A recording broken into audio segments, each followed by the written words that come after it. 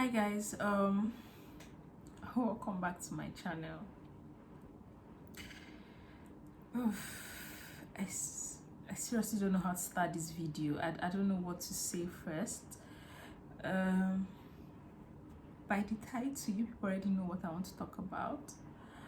And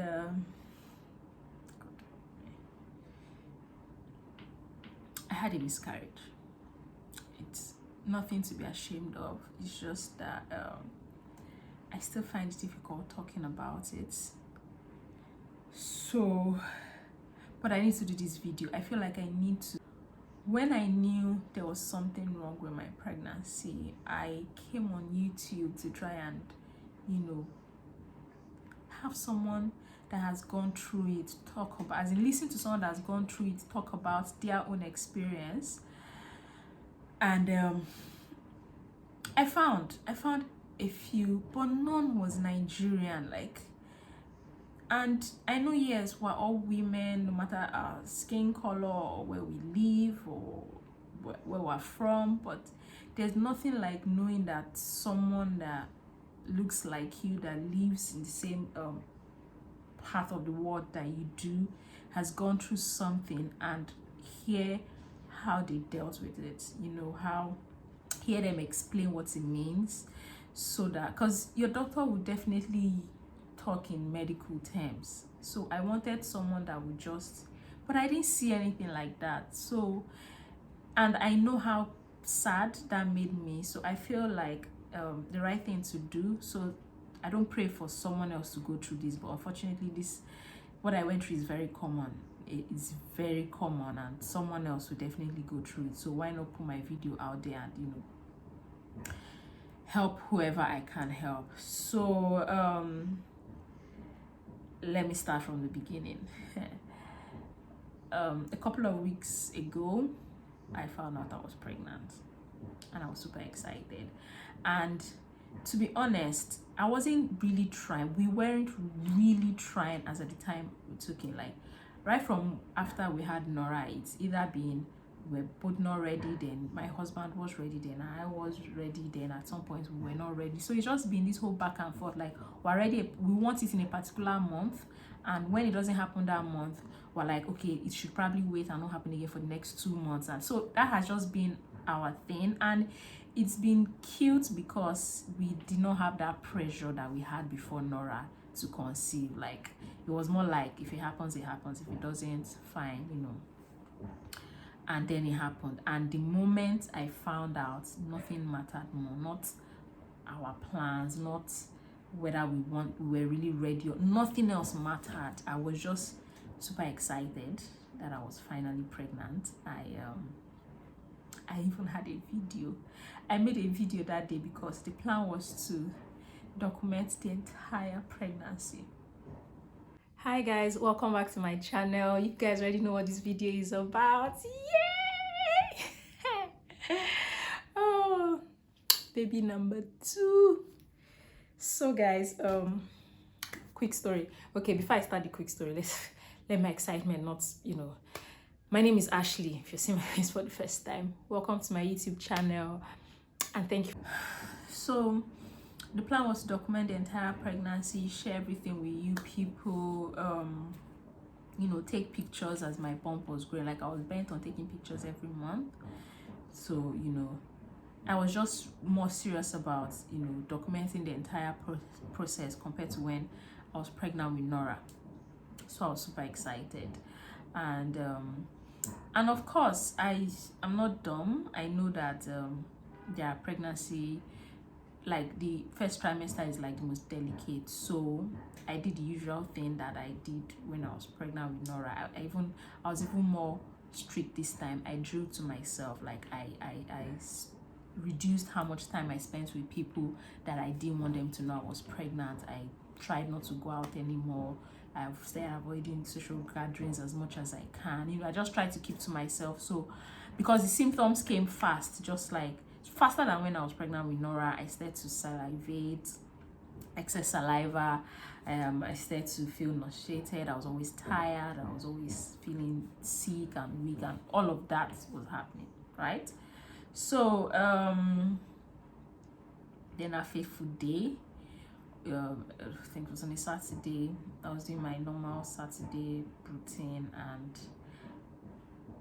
I remember I was walking from my parlor to my kitchen, and I just felt, as a lady, when your period starts. So I just felt that, and I went and checked, and it was blood.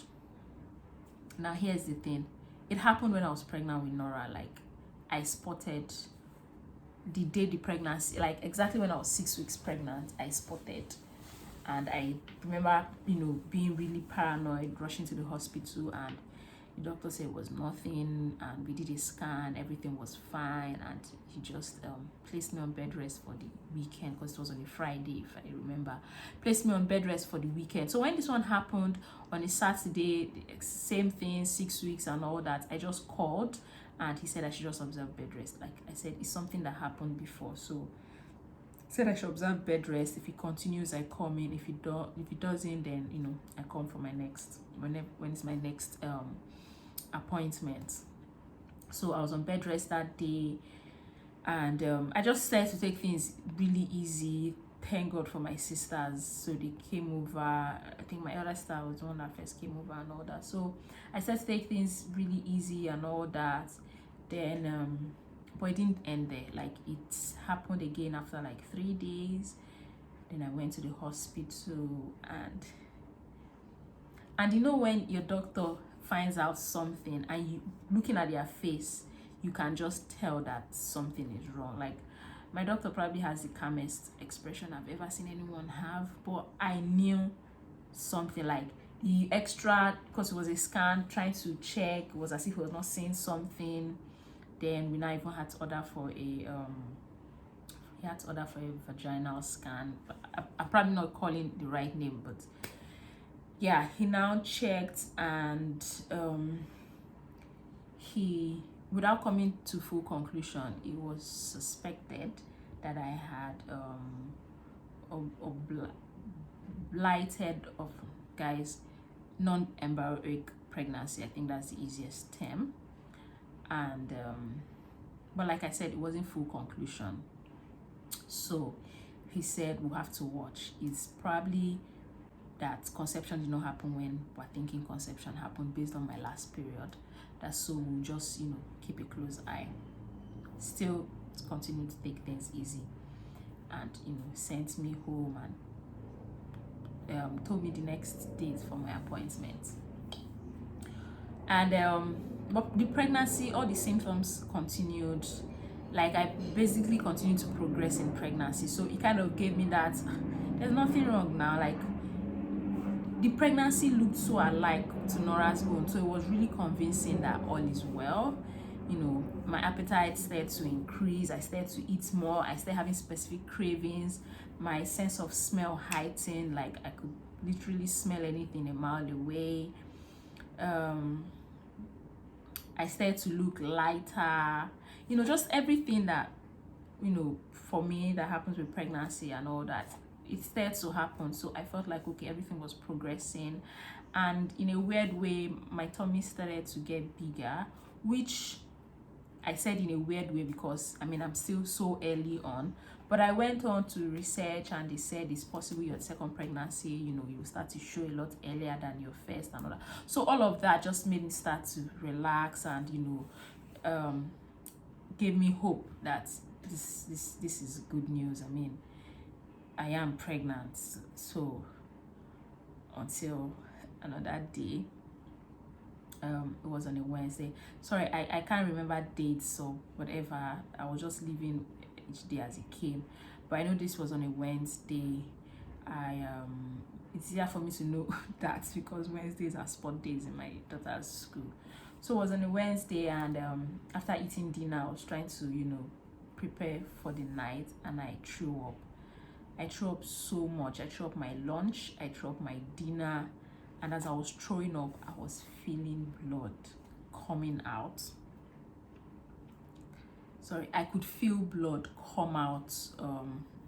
I felt myself bleed, and I checked, and this time around it wasn't like dark red like what happened last time. This was bright red, and in that moment I I just knew something was wrong.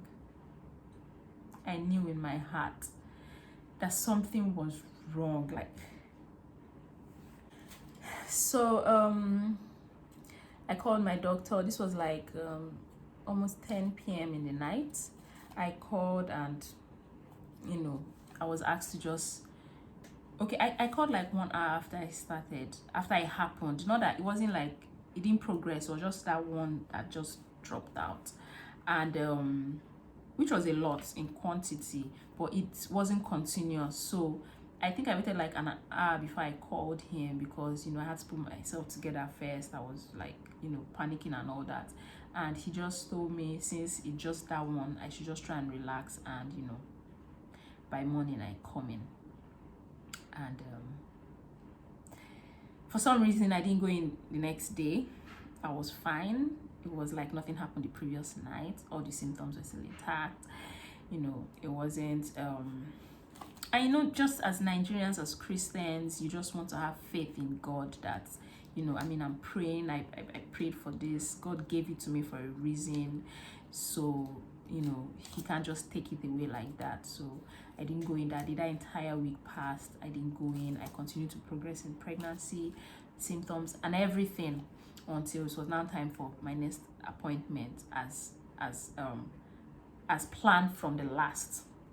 So I went in, and okay, before I went in, I started to spot again that day, but I didn't make a big deal out of it. After all, I was going to the hospital and all that. So I got to the hospital. I'm not going to cry again. I'm not going to lose myself again until I'm done with this story. I cannot. I need to finish this video. So I went in for another scan, and that's when it was confirmed that I had a miscarriage, and it's called like it's kind of miscarriage where something went wrong during fertilization. Like, the egg definitely fertilized, but cells did not develop. The cells that were supposed to develop did not develop. So I had the necessary sac, the gestational sac.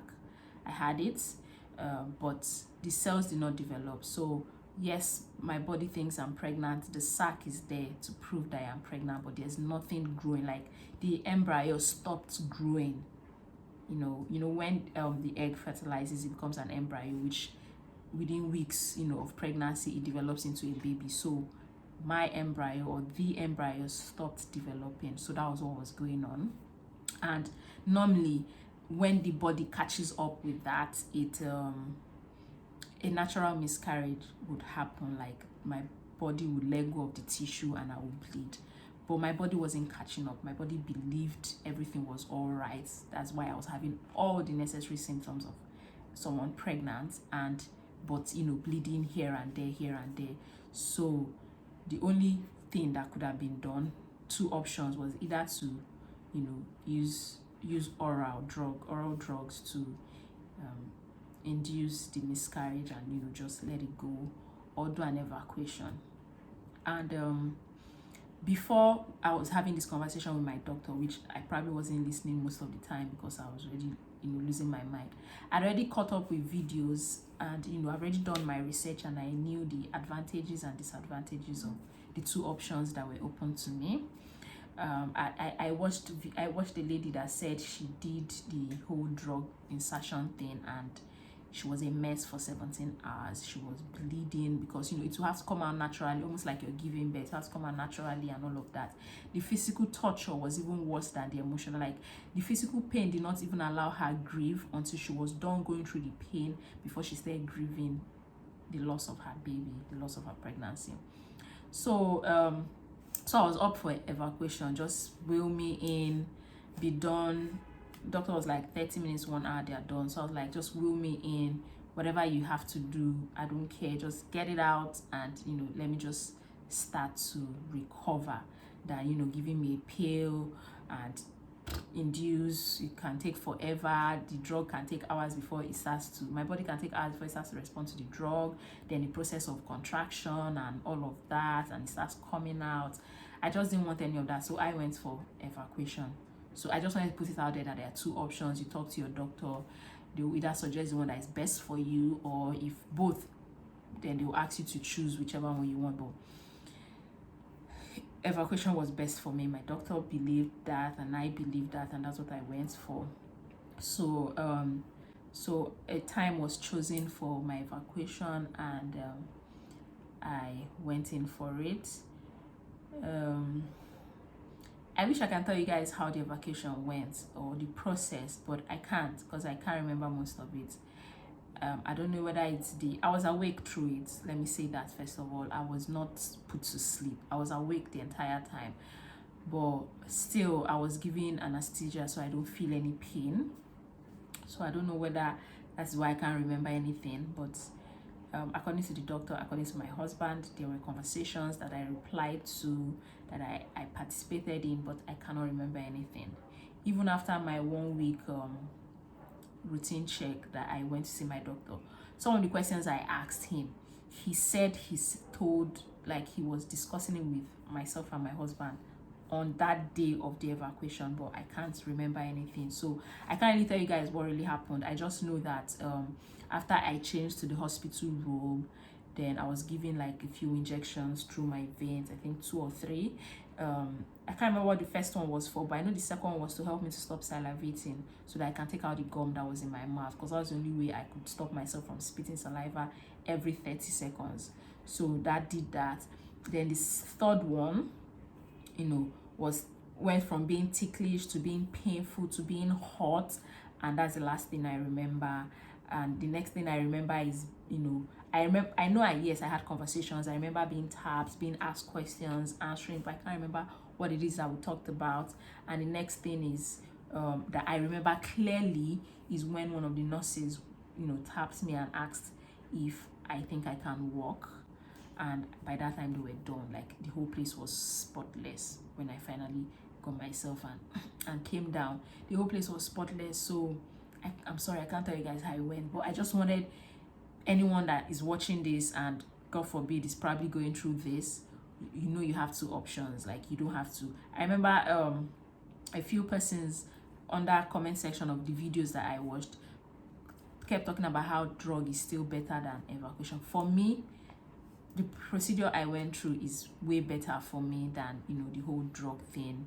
Even a close family member that I know that went through using drug, it was hellish. It was like the most painful thing she's ever gone through. It's like going through childbirth without having to without ending up with a child in your hand. So to me, it wasn't worth it.